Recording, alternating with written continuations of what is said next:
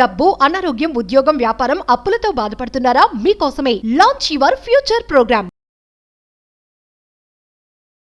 Hi years India's largest digital media network Suman టీవీకి స్వాగతం. ప్రస్తుతం మనతో ఉన్నారు advocate and motivational speaker Ushashri. So ఎవరైనా సరే అండి, భర్తకి భార్య మీద అనుమానం వచ్చి మీరు ఎవరైనా సరే రెడ్ హ్యాండెడ్ గా కన వాళ్ళను పట్టుకుంటే తర్వాత ఏం చేయాలి అనే దానికి చాలా మందికి ఒక సొల్యూషన్ తెలీదు. దాని గురించి ఉషతో మాట్లాడదాం. నమస్తే ఉష. నమస్తే రాధా. ఇట్లాంటి క్లిష్టమైన ప్రశ్నలు అడుగుతూనే ఉంటావు నన్ను. ఎందుకంటే దాని సొల్యూషన్ నీ దగ్గర ఉంటది కాబట్టి.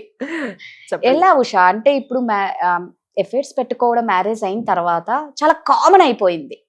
కొంతమంది మహానుభావులు మగవాళ్ళు నిజంగా చేతులైతే దండం పెట్టాలా అడ్జస్ట్ అయి ఉన్నారనమాట. అలాగే ఆడవాళ్ళు కూడా అడ్జస్ట్ అయి ఉన్నారు. ఇటు ఇద్దరు అడ్జస్ట్ అవ్వకపోతే, ఒకవేళ భార్య పట్టుపడితే భర్త ఏం చేయాలి? సేమ్ భర్త పట్టుబడితే భార్య ఏం చేయాలి? మనం అంతకుముందు వీడియోలు కూడా మాట్లాడుకున్నాం ఈ టాపిక్స్. బట్ అందులో నేను కొన్ని సొల్యూషన్స్ అంటే నాట్ ఇన్ డీటెయిల్డ్ వే ఇవ్వకుండా బేసిక్స్ ఇచ్చాను. So I'm so happy. నాకు కాల్ చేసే క్లయింట్స్ ఆ వీడియోస్ చూసి కొన్ని ఇంప్లిమెంట్ చేసి కూడా కాల్స్ చేస్తున్నారు. ఏదైతే నన్ను ఇంత ఇదిగా అంటే మనసుకి దగ్గరగా తీసుకొని నేను చెప్పిన ఇంప్లిమెంట్ చేయడం నాకు చాలా ఆనందంగా ఉంది. సో ఇంకా నేను దాని గురించి రీసెర్చ్ చేసి ఒక foreign couple therapy counsellor research centre రాసిన బుక్ చదివి మన ఇండియన్ వర్షన్ కి ఆపాదించి ఒక సొల్యూషన్ అయితే ఎస్పెషల్లీ ఈ విషయంలో చెప్దాం అనుకుంటున్నాను. ఎందుకంటే ఊసకోతలాగా కంటిన్యూస్ మర్డర్స్ జరుగుతున్నాయి, especially on the basis of అనుమానం, పెనుభూతంలాగా మారి ఆఖరికి భయభ్రాంతులకి గురి చేసేలాంటి హంతకుల్లాగా మారుస్తుంది. భార్యాభర్తల సంబంధం అనేది బ్యూటిఫుల్ గా కాంజుగల్ రైట్స్ ని ఎంజాయ్ చేస్తూ ప్రశాంతంగా సస్యశ్యామలంగా సొసైటీకి ఉండే భార్యాభర్తలే భయభ్రాంతులకు గురి చేస్తున్నారు రేపు పొద్దున్న పెళ్లి చేసుకోవాలన్న ఇబ్బందికరమైన పరిస్థితుల్లో. సో అనుమానం పెనుభూతంగా మారినప్పుడు, అక్కడ నిజానిజాలు తెలియనప్పుడు చేసే కసరత్తులు వేరేది ఇంకో ఎపిసోడ్ చేద్దాం. బట్ నిజంగా తెలిసిపోయింది, అబ్బా నీ హస్బెండ్ వేరే అమ్మాయితో ఉంటున్నాడో లేకపోతే నీ వైఫ్ ఇంకొకరితో వేరే ఉంది, రెడ్ హ్యాండెడ్ గా పట్టుబడితే యూజువల్ గా మనం చేసే వీడియోస్ కానీ నీకు తెలిసి ఏం చేస్తారు రాదా? పోలీస్ స్టేషన్ కి వెళ్ళి కంప్లైంట్ ఇస్తూ ఉంటారు. పిచ్చి కొట్టేసింది ఒక ఆవిడ జిహెచ్ఎంసీ కమిషనర్. చూసావా నువ్వు? The was a case. ఆ అమ్మాయిని కొట్టేశారు, అమ్మాయి మెడలో గొలుసు లాగేసుకున్నారు, ఈ అబ్బాయిని కొట్టేశారు. అసలు పూర్వపదాలకు వెళ్తే పాపం ఆ పిచ్చి ఆయన వాళ్ళ ఆవిడకి అన్నీ చెప్పి నాకు నీ పిల్లలు పుట్టట్లేదు కట్టి ఉంటానని చెప్పిన తర్వాత కూడా కొట్టించేసింది ఆవిడ, పరువు తీసేసింది. సో ఫస్ట్ కొడుతున్నారు. ఇప్పుడు ఫస్ట్ వీడియోస్ తీసి సోషల్ మీడియాలో పెట్టేయడమే, స్టేషన్ కి వెళ్ళి కంప్లైంట్ ఇవ్వడం. బట్ ఇప్పుడు కోర్టు వారు ఉత్తర్వుల ప్రకారం it's no more criminal offence. చాలా బాధాకరమైన విషయం. ఎస్పెషల్లీ మన సొత్తు మన సొంతం, మనం అంత ప్రేమగా ఆప్యాయంగా మనం బాగా చూసుకున్న ల్యాప్టాపే ఎక్కువ మాట్లాడితే వాష్రూమ్ ఇంకోళ్ళు వాడితే మనం ఊరుకోలేము. అట్లాంటిది ఇట్స్ సో పర్సనల్ థింగ్. మన వస్తువు మనతోనే, మన ఫోను, మన ఇండిపెండెంట్, మనది, మన ఆస్తి నాది నాది అన్నది ఉంటది. నా ఆస్తి నాది, నువ్వు నాది అన్నది ఉంటది. అండ్ ఇన్ని సంవత్సరాలు, అండ్ 1 సంవత్సరం 2 సంవత్సరాలు కాదు, లాంగ్ టర్మ్ రిలేషన్షిప్స్ లో కూడా ఇష్యూస్ వస్తున్నాయి. సరే 1-2 years లో వచ్చే ఉన్నాయి, 3 నెలల్లో వచ్చే ఉన్నాయి. టైం ల్యాప్స్ కొద్దీ బాధ గుచ్చుకునే ఆ లోపలికి వెళ్ళి దిగే బాణం చాలా ఎక్కువ బాధనిస్తుంది. సో అలాంటి కపుల్స్ కి నేను చెప్పేది ఏంటంటే, ఫస్ట్ నేను ఆల్వేస్, అంతకుముందు వీడియోలో కూడా మనం మాట్లాడుకున్నాం, ప్రేమతో ఆడదాన్ని మార్చుకోవాలి. ఎస్పెషల్లీ మనం ఆడవాళ్ళ గురించి మాట్లాడతాం టు బిగిన్ విత్. ఎందుకంటే మగాళ్ళది వేరే ఉంటుంది, ఆడవాళ్ళది వేరే ఉంటుంది. ఇద్దరికి ఒకటే ఫామ్ లో పనిచేయదు. గుడ్డెత్తి చేలో పడ్డట్టు ఒక ప్రిన్సిపల్ అన్నిటికి అప్లై చేస్తే పనిచేయదు. ఎస్పెషల్లీ గురువు అంటేనే అది. ఒక ఇన్నర్ ఇంజనీరింగో లేకపోతే ఏదో ఒక కాన్సెప్ట్ చెప్పేసి 1 కోటి మందికి అది పనిచేయదు. పాతకాలంలో గురుకులం అవస్థలో ఎవరి ఎబిలిటీ ఎంత ఉందో అంతే ఇవ్వాలి. సో నేను కౌన్సిలింగ్ కూడా, నేను ఇచ్చే సొల్యూషన్ అనేది 10 years ప్లస్ కపుల్కి ఒకలాగా ఉంటుంది, 2 years కపుల్కి ఒకలాగా ఉంటుంది, 20 years కపుల్కి ఒకలా ఉంటుంది. ఇప్పుడు ఆన్ యావరేజ్ ఒక 10 to 15 years కపుల్కి చెప్తున్నాను నేను. అంటే ఆల్రెడీ పిల్లలు ఆల్రెడీ టీనేజ్కి వచ్చి ఉంటారు, అండ్ వాళ్ళు చాలా అవినాభావ సంబంధంలో ఉండుంటారు, వదులుకోలేని రిలేషన్షిప్. సొసైటీలో చాలా కన్స్ట్రెంట్స్ ఉంటాయి. పిల్లలు, మగ పిల్లాడైనా కాలేజ్కి వెళ్ళేది, ఆడపిల్ల అయితే పెళ్లి చేసే పరిస్థితిలో ఉన్నప్పుడు ఈ బంధం ఏం చేయాలంటావు నువ్వు? భార్య వేరే వాళ్ళతో ఉంది, ఏం చేయాలా? దాన్ని స్ట్రాంగ్ గా ఉంచుకోవాలనే అనుకుంటారు బంధాన్ని. భర్త అయితే ఉంచుకోవాలనుకుంటారు. సరే ఇదే సినారియో భర్త 15 ఏళ్ళు ఉండి ఇంకొక అమ్మాయికి అలవాటు పడ్డాడు, భార్య ఏం చేయాలా? చెప్తారు, చూస్తారు, వినకపోతే వదిలేస్తారు. అందరిలాగా లేకపోతే మనకి ఎమోషనల్ గా వచ్చినట్టు మనం యాక్షన్ చేసుకుంటూ పోతే సొల్యూషన్ రియాక్షన్ లాగా ఉంటుంది. రియాక్ట్ అయిపోతే నీకు సొల్యూషన్ అనేది రియాక్షన్ లా ఉంటుంది. నీకు నచ్చినట్టు నీకు కావాల్సినట్టు ఎప్పుడు ఉండదు. ఎప్పుడైతే కష్టంగా ఉంటుందో, మనల్ని మనం చంపేసుకొని పిండేసినట్టు ఉంటుందో, అట్లాంటి యాక్షన్స్ కనుక మనం తీసుకోగలిగితే, అట్లాంటి చాయిసెస్ కనుక మనం తీసుకోగలిగితే రిజల్ట్ అనేది సుఖంగా, సంతోషంగా, ఆనందంగా ఉంటుంది. ఇప్పుడు పడే కష్టం ఒక 6 నెలలో, సంవత్సరమో, ఒక 10 ఏళ్ళకి చాలా బాగుంటుంది రాదా. అది చాలా ఇబ్బందికరమైంది. దానికి ఒక మానసికమైన గాయాన్ని, పుండు రాచపుండులాగా మారినప్పుడు, ఇమాజిన్ నీ భర్త ఇంకొక అమ్మాయితో పడుకొని వచ్చాడు అనే భర్త నువ్వు పక్కన పడుకుంటే నీకు ఎలా ఉంటుంది? తట్టుకోలేరు కదా అసలు, అది ఊహ కూడా తీసుకోలేరు. అండ్ రెడ్ హ్యాండెడ్ గా అమ్మాయితో నువ్వు తిరిగింది, ఫోటోలు అన్ని చూసి అన్ని తెలిసిన తర్వాత it's very complicated for a women to take. ఇదే భర్తకైతే నా భార్య ఇంకోటితో వెళ్ళొచ్చింది, నా పిల్లల తల్లి 15 ఏళ్ళు నాతో కాపురం చేసింది, నేను ఇన్నేళ్ళు చూసుకుంది పోయిందా అంటే, నేను ఎప్పుడు అంటారు ఒక రిలేషన్షిప్ లో ఎప్పుడు ఇది నగ్న సత్యం. కొన్ని ట్రూత్స్ అంటారు. ఎందుకు ఫెయిల్ అయిందనే దానికైతే కంపల్సరీ కొల్లబద్ద రాదా, మగాడు ఏదైతే ఇవ్వకపోతున్నాడో అమ్మాయి వేరే వాళ్ళలో దొరుకుతుంది. అంటే ఇన్ని సంవత్సరాలు దొరకలేదు, ఎప్పుడే దొరికిందా అంటే, ఇన్ని సంవత్సరాలు పెళ్ళైన ఆడవాళ్ళని వదిలేసేవాళ్ళు.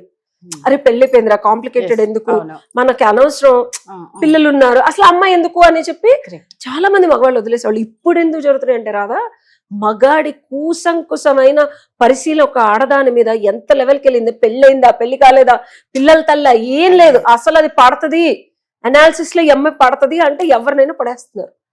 సో ఇది మన సమాజంలో మగాళ్ళ ఆలోచనలో వచ్చిన మార్పు.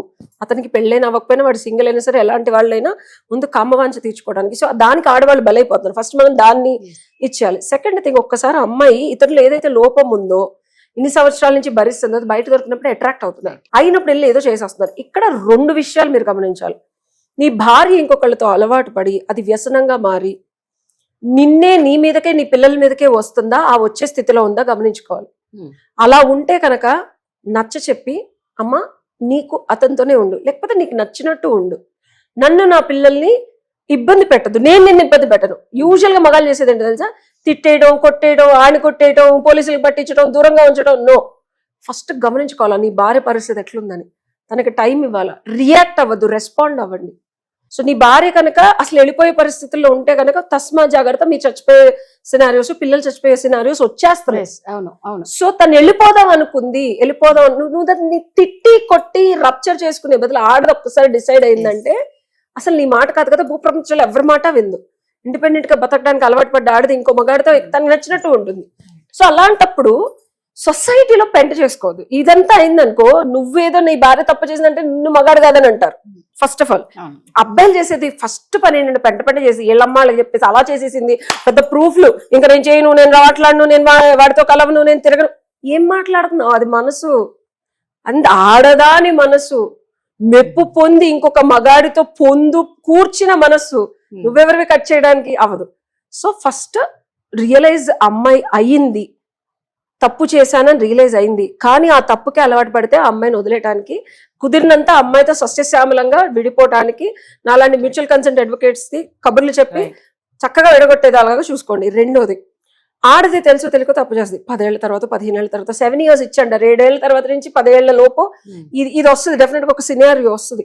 వచ్చినప్పుడు రియలైజ్ అయ్యి తప్పు చేశాను, బట్ అది తప్పు, నాకు అది వద్దు, నాకు లాంగ్ టర్మ్ లో నా పిల్లలు లేకపోతే పసిపిల్లల్ని చూసుకోను, లేకపోతే భర్తే కావాలనుకున్న ఆడదాన్ని మగాళ్ళు ఏం చేస్తారు తెలుసా, టర్మోయిల్ అంటారు.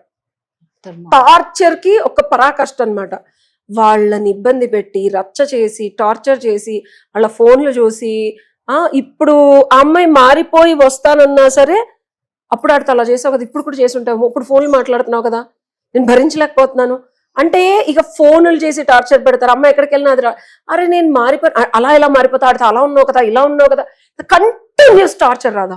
ఆ అమ్మాయి నిజంగా అవతల వ్యక్తిని మర్చిపోయి వీడి దగ్గర రావాలనుకునేది కూడా ఉన్నది పాయ, ఉంచుకున్నది పాయ అన్నట్టు మొత్తం వెళ్ళిపోద్ది. అరే ఆడు వద్దు, నువ్వు వద్దు, అసలు నాకు ఎవడు వద్దు, నేను ప్రశాంతంగా ఉంటా అంటున్నారు, బికాస్ డబ్బులు సంపాదిస్తుంది కదా. రైట్. సో ఇక్కడ నీకేం కావాలి, నీ పిల్లల్ని ఎవరు చూసుకుంటాడు? సొసైటీలో నువ్వు చెప్పుకోవడానికి తప్పు చేసింది, ఆ శుభ్రంగా తప్పు చేయడానికి శుభ్రంగా రెక్కలేసుకుని ఎగిరిపోయిందిరా నిన్నే. సో నీ బాధ, నీ కోపం, నీ అసహనం, నీ చిరాకు పక్కన పెట్టేసి now coming to the secret solution.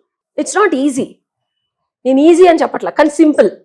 Simple, it's not easy, very difficult, కానీ సింపుల్ సొల్యూషన్ ఏంటో తెలుసా?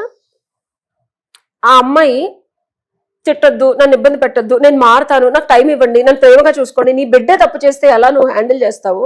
నీ కన్న కూతురు తెలుసో తెలియకో మీ పేరెంటింగ్ కన్నా పక్కింటి వాళ్ళ పేరెంటింగ్ చాలా బాగుంది, వాళ్ళు బొమ్మలు కొనిస్తున్నారు, నన్ను హ్యార్ష్లీకి తీసుకెళ్లి 10,000 రూపాయల బొమ్మ, నీ జీతమే 30,000 అయితే నేను 10,000 ఎట్ట కొనిస్తాను, కూర్చో అంటావు నువ్వు. ఆ పిల్లకి ఏంటి ఎక్సైటింగ్ ఉంది అది, కాబట్టి వెళ్ళిపోయి వాళ్ళ ఇంట్లో కొన్ని రోజులు ఉండొచ్చింది అనుకో. నీ కూతురు కదా, పక్కింటి వాళ్ళ పేరెంటింగ్ బాగుంది, వాళ్ళు బాగా కొనిస్తున్నారని అక్కడికి వెళ్ళి వచ్చిందని దాన్ని చచ్చెట్టు కొట్టి దాన్ని వదిలేస్తావా? అమ్మట కాదమ్మా, నా స్తోమత ఇది, మన స్తోమత ఇది. సరే నీ దగ్గర డబ్బులు లేకపోయినా ముందు దానికి 10,000 టాయ్ తీసుకెళ్లి కొనిచ్చి, ఇదిగో నేను కూడా కొనిచ్చాను అని కొంచెం ప్యాంపర్ చేస్తే, ఓ మా నాన్న కూడా కొనిస్తున్నాడు అని చెప్పి అది కన్విన్స్ అయ్యి విని నీ మాట వినటానికి ట్రై చేస్తుంది. లేకపోతే ఆడి దగ్గరికి వెళ్ళిపోద్ది. లేకపోతే ఆడ ఉండొద్దు అన్నాడు అనుకో, ఆడి దగ్గరికి వెళ్తే నీ దగ్గర నా సావు నేను చేస్తాను, అసలు వదిలేండి మీరు వద్దు, నేనే సంపాదించుకుంటా అంటది. అవునా? టీనేజ్ పిల్లలో లేకపోతే జాబ్ చేసి సేమ్ సినారియో. వైఫ్ కూడా పక్కనడి దగ్గరికి వెళ్ళింది, ఉంది కొన్ని రోజులు, మళ్ళీ రియలైజ్ అయ్యి వచ్చిన తర్వాత నువ్వు నీ స్తోమత లేకపోయినా, నీ దగ్గర అంత అర్హత లేకపోయినా, అంటే మానసికంగా, డబ్బుల పరంగా కాదు, మానసికంగా ప్రేమనివ్వు. అమ్మాయి వాత్సల్యం అంటారు, తల్లిదండ్రులకి ఏదైతే బిడ్డ తప్పు చేస్తే అక్కడకు చేర్చుకొని వాత్సల్యమో, ఒక తండ్రి స్థానంలో భర్త ఉండి ఎలా అయితే భార్యను ఒక బిడ్డలాగా దగ్గరకు తీసుకొని ఆ బిడ్డను ఎట్లా సాకుతాడో భార్యను కూడా తప్పు చేసిన అట్లా సాకగలిగిన మగాళ్ళు ఎవరన్నా ఉంటే జీవితాంతం ఆ ఆడది దాసోహం అంటది. కరెక్ట్, రైట్, నిజంగా. అందుకే కదా భర్త ఒక ఫ్రెండ్ లాగా, ఒక తండ్రి లాగా, ఒక తల్లి లాగా చూసుకున్న వాళ్ళ బంధాలు ఎంత స్ట్రాంగ్ గా ఉన్నాయంటే అందుకేనేమో అనిపిస్తుంది. ఎప్పుడైనా సరే నువ్వు భర్త నేను నీతో పడుకున్నానే తీసేసి, ఒక ఆడది ఏజ్ పెరిగే కొద్దీ మనం తండ్రి స్థానాన్ని తప్పు చేసినప్పుడే తండ్రి స్థానానికి వెళ్ళి మందలించి ప్రేమగా దగ్గరికి తీసుకోవాలి. అండ్ ఇంకో సీక్రెట్, నెక్స్ట్ లెవెల్. అది ఎలా మేడం? కష్టం కదా మేడం. ప్రాక్టికల్ రియాలిటీలో సొల్యూషన్ చెప్తా. ఆ అమ్మాయిని అడగండి ముందు, ఎందుకంటే తప్పు చేసి నువ్వు కదా అమ్మాయి, ఎలా ట్రీట్ చేయాలనుకుంటున్నాను ఒక 20 to 25 పాయింట్స్. ఈ 25 పాయింట్స్ నన్ను ఇలా ట్రీట్ చేయండి, నేను ఇలా గో త్రూ అయ్యాను, మీ నుంచి ఇది లేదు, నాకు ఇది రావట్లేదు, నాకు ఇది ఇవ్వండి అని ఒక 20+ పాయింట్స్ మీరు ఎలా ట్రీట్ చేయాలో అమ్మాయి ఒక రాసిస్తుంది. మీరు ఎలా ఫీల్ అవుతున్నారో అది మీరు తిడటమో కొట్టడమో, అనవసరంగా మీరు అమ్మాయిని ఇబ్బంది పెట్టడమో ఒక 20- పాయింట్స్ కూడా రాసేస్తుంది. మీరు నన్ను ఇలా అనొద్దు, నాకు నొచ్చుకుంటున్నాను, కొంచెం టైం ఇవ్వండి నేను హీల్ అవ్వడానికి, నన్ను ఊరికే ఫోన్ చేసిన ఆడితో తిరిగా వీడితో తిరిగా అనుమానం, ఇట్లా ఒక 25 పాయింట్స్. నెగిటివ్ పాయింట్స్ రాయండి, పాజిటివ్ పాయింట్స్ రాయండి. 2 రాసి మీ భర్తకి కుదిరితే పేపర్ మీదో లేకపోతే వాట్సాప్ చేయండి. ఒక రోజు మొత్తం కాన్వర్జేషన్ లో ఫోన్ మాట్లాడటమో లేకపోతే ఏదో ఒకటి తిట్టడమో అరవటమో, పూర్తిగా ఈయన కూడా కంప్లీట్ గా వాత్సల్యం చూపించలేడు. ఇదిగో ఈ రోజు 20 పాయింట్లలో 10 నెగిటివ్ అన్నావు, 2 పాజిటివ్ గా అన్నావు. ఇది నెగిటివ్ తగ్గించుకుంటూ పాజిటివ్ కనుక పెంచుకుంటూ వెళ్ళగలిగితే రాదా? It's takes 3 months to 6 months time ఈ రిలేషన్షిప్ వర్కౌట్ అవడానికి. సో నువ్వు కూడా మన బిహేవియర్ ని అబ్జర్వేషన్ అంటారు, అబ్జర్వర్. ఇప్పుడు ఒక గదిలో నువ్వు ఒక్కదాన్ని ఉన్నావు అనుకో, నేను ఎవ్వరు చూడట్లేదంటే నువ్వు ఒకలా బిహేవ్ చేస్తావు, అదే నిన్ను చూస్తున్నారంటే ఇంకోలాగా బిహేవ్ చేస్తావు. సో అబ్జర్వేషన్ పెట్టుకొని ఒకళ్ళనొకళ్ళు అబ్జర్వ్ చేసుకోవాలి. అసంకల్పిత ప్రతీకార చర్యలాగా వీళ్ళ కోపం వస్తుంది, బట్ నైట్ దాన్ని అబ్జర్వ్ చేసుకొని రేపటికి నెగిటివ్ పాయింట్స్ ఎట్లా తగ్గించుకోవాలి, ఇంకోసారి అట్లాంటి రియాక్షన్ వచ్చినప్పుడు ఈ పాజిటివ్ లో నేను ఏది చేయాలి అని లింక్ చేసుకోగలిగితే ఇది ఒక అద్భుతమైన solution. It will work. Work అవ్వకపోతే నాకు ఫోన్ చేయండి, ఏ సందర్భాల్లో ఎలా చేయాలనేది నేను గైడ్ చేస్తాను. సో నిజంగా అండి, ఇలాంటి ప్రాబ్లమ్స్ ఆల్మోస్ట్ ఒక 90%, 85% ఖచ్చితంగా ఉంటాయి. ఎవరైనా సరే ఎలాంటి ప్రాబ్లమ్ కి సొల్యూషన్ అయినా మన ఉష చెప్తారు. కాబట్టి మేము ఇలాంటి ప్రాబ్లమ్స్ ఇప్పుడు మీరు చెప్తున్నవే మేము ఫేస్ చేస్తున్నామంటే ఖచ్చితంగా కాంటాక్ట్ అవ్వండి కింద స్క్రోల్ అవుతున్న నెంబర్ కి. Thank you Usha. Thank you.